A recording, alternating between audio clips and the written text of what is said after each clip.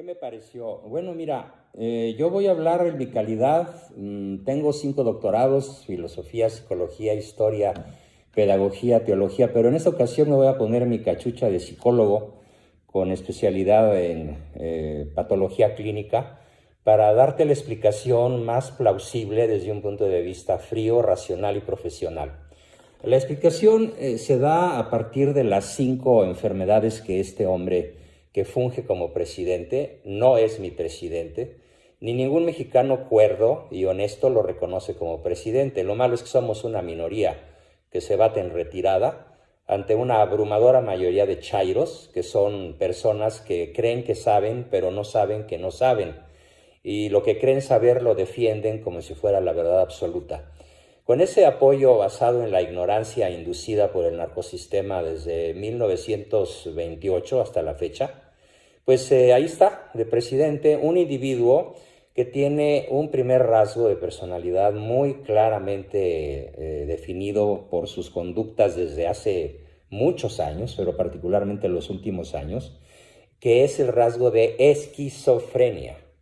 Esto quiere decir que el Señor no toma en cuenta la realidad como la realidad es, sino que para Él la realidad es como Él se la imagina, no como la realidad es.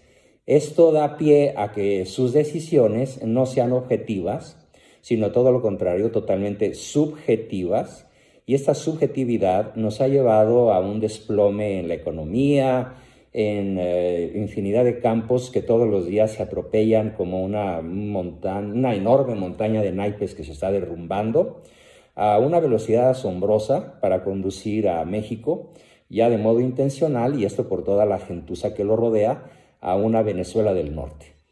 El segundo rasgo que lo caracteriza y que explica en gran medida lo que sucede es una personalidad paranoide que raya con la paranoia, la cual consiste en que invariablemente él hace culpable a otro individuo de lo que sucede en el país y jamás asume él su responsabilidad ni permite que sus allegados, sus amigotes, asuman la propia responsabilidad de lo que está sucediendo en el país. Esa personalidad paranoide se evidencia porque invariablemente usa la táctica de divide y vencerás y acusa, insulta, anatematiza, pontifica, denuestra a todo aquel que no le bese las garras al tirano, que es él. Paranoia. Un tercer rasgo indudable y que muy pocos se dan cuenta, muy pocos los mexicanos nos damos cuenta y que en el extranjero seguramente están azorados, es su nivel asombroso de oligofrenia, que significa pensamiento lerdo, lento y disminuido. El Señor tiene un coeficiente intelectual que difícilmente podría competir con el de un niño promedio de cuarto de primaria. Ese es su nivel de léxico, ese es su nivel intelectual, el de un infante que no ha pasado de cuarto o quinto de primaria y que se saca un 7 o un 8 cuando mucho en la escuela, que generalmente es un mediocre, es un flojo, es una persona caracterizada por no saber que no sabe.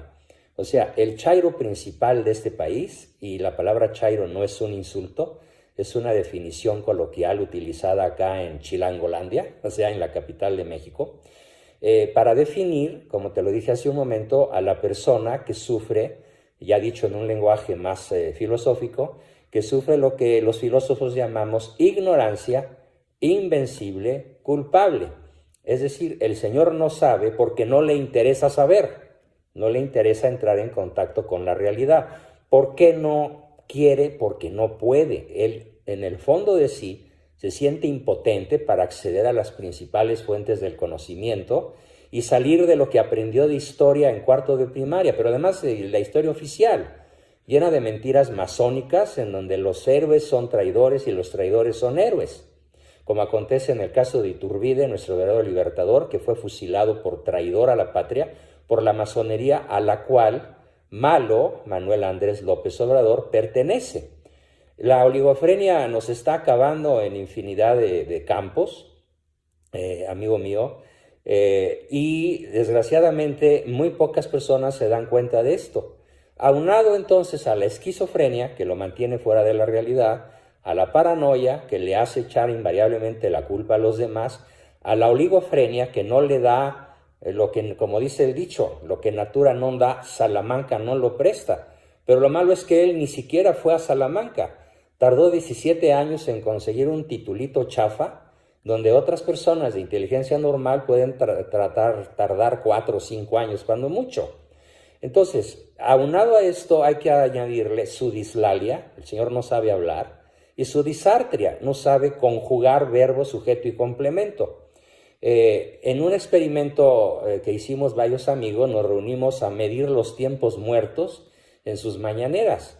Y los tiempos muertos, que no dicen nada, donde cabrían comerciales de hasta 10 segundos y se podrían cobrar millones de dólares por esos 10 segundos, no, es decir, él habla realmente la mitad del tiempo que ocupa en sus famosas mañaneras.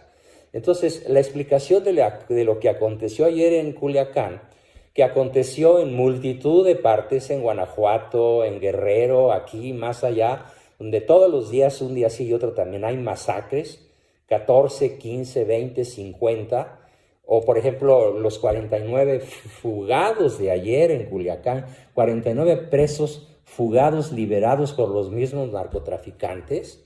Sí, te está diciendo que en la presidencia de la República está sentado el peor individuo posible.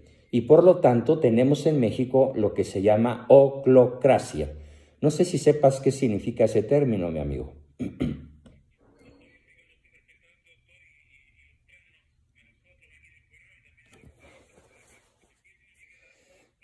Oclocracia significa en griego el gobierno de los peores de la chusma. O sea, la chusma, la multitud, la horda, la es de la sociedad, ¿sí?, toma el mando y tienen un individuo, como dice Aristóteles, si el gobierno de una nación, en el gobierno de una nación está un idiota, es porque está bien representado. Ajá. Eso es la oclocracia, y la palabra idiota la estoy utilizando en un término científico que está utilizado en el Manual de Psiquiatría DMS-4 de la Asociación Americana de Psiquiatras. Idiota es el que no se puede dar cuenta de la realidad como la realidad es, y que toma decisiones basadas en opiniones subjetivas, que carece de pensamiento abstracto y que no hace lo que hace una persona inteligente, que es rodearse de otros más inteligentes que él para tener una verdadera democracia que favorezca el bien de la mayoría. Él está gobernando, fíjate muy bien lo que voy a decir y quiero que se escuche a escala internacional, él está gobernando para el narcotráfico. Él es actualmente el capo di tutti capi del narcotráfico y distrae a la población con proyectos que, te lo aseguro, y dentro de unos años se podrán dar cuenta de lo que voy a decir, irrealizables. Hoy se comenzó la construcción del aeropuerto de Santa Lucía. Te puedo garantizar que nunca se terminará y nunca despegará ni aterrizará ahí ningún avión, porque técnicamente es imposible. No habrá refinería en Dos Bocas porque técnicamente, realistamente es imposible. Y no habrá Tren Maya porque tampoco es viable, ni es posible, ni habrá recursos, ni manera de hacerlo. Pero él dice, me canso, ganso, que se va a hacer. O sea, el señor vive en un mundo esquizofrénico, paranoide, oligofrénico, disártrico y dislálico. Eso es lo que explica lo que sucedió ayer en Culiacán, mi querido amigo.